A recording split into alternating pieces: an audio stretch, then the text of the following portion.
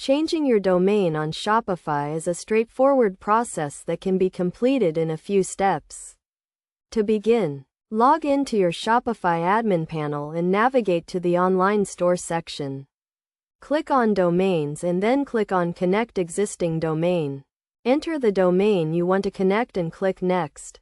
You will then be prompted to verify your domain ownership by setting up the required DNS records. You can do this through your domain registrar or by using Shopify's built-in DNS service. To set up the DNS records, go to your domain registrar and create a new CNAME record that points to shops.myshopify.com.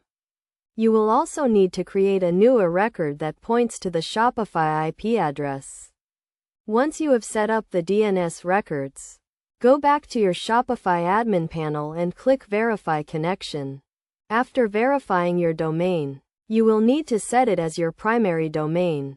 To do this, click on the three dots next to your domain and select Set as Primary.